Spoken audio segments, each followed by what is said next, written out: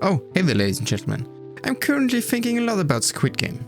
Not only because it was a great show, but more how South Korea is using the new established soft power it got. While South Korea was always around us, only in the recent years stuff like K-pop and K-dramas got popular for a wider audience. In the recent year, K-pop got a lot of attention because of BTS and Blackpink. And K-dramas, well, they were quite popular for desperate few people who wants to travel to Korea or even live there. But something that is also kinda unknown until you heard about it are the Korean pendant to mangas, the so-called Manhwas. Don't get them confused with Manhwas, those are Chinese. When people hear Manhwas are Korean mangas, they most of the time think about black and white panels. But hold tight there, buckaroo, Manhwas are completely colored. Yeah, you heard that right. While mangas stick true to their origin and keep their picture colorless, Korean color each and every panel. Stuff like solo leveling would work fine without colors, but basically we're all monkey and we all like colored things. Hence, solo leveling is, because of the color scheme, one of the most popular manhwas out there. But many manhwas like to flex around with their color scheme and stuff. But the stuff that gets me catched are the unique stories they offer. But experience create manhwa stories is a thing you should do on your own. And if this is your first encounter with the world of manhwa, let me help you find some manhwas. The key difference between manhwas and mangas are pretty well known and are easy to find. Heck, just search for mangas and you find hundreds of sites which will bring you joy and a good read. On the other hand, try that with manhwas and you also find joy, but in a more degenerate way. The most known manhwas are hentai manhwas, or how they are normally called smut manhwas. And while some of them also offer a great story from time to time, most of them are kinda dull and really short.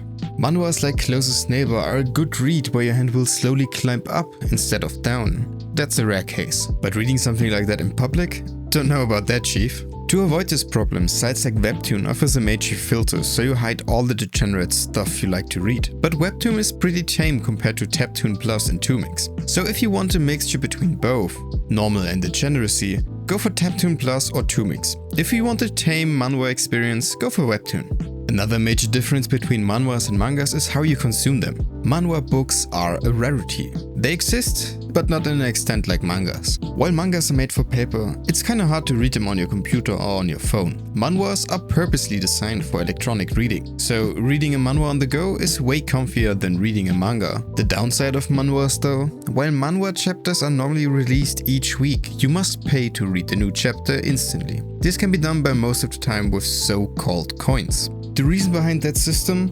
Manhwa artists get paid for each chapter they release instead of mangakas who get paid for each manga book. Manhwa artists get more money if people are willing to spend coins on the newest chapter. After that, they still get revenue from ads which appear in between the panels. But those ads won't interrupt your reading, cause as I said, manhwas are made for digital reading. The issue with this system, nowadays the license for manhwas are split between many different companies. Some manhwas are still not readable on those sites, as they quote-unquote only exist in Korea. For example, Leveling Up by Only Eating, a great manhwa about an obese Korean who gets told if he eats another unhealthy piece of food, he will die. Luckily, a new game got released where food tastes the same as in the real world. From the chapters I read until now, it looks like character goes Gordon Ramsay, but pretty entertaining and fun, not like SWAT Art Online. But because this manhwa is not officially translated, it blooms from typographical errors.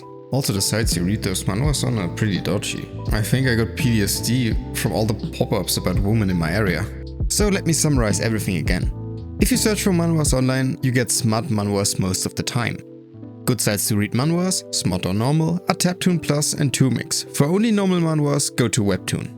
Manhwa artists get paid by the chapter, so if you're enjoying a story, consider helping them out and buy some chapters when they release. Many good manhwas are not licensed and because of that not good translated, but most of the time story-wise they're way better.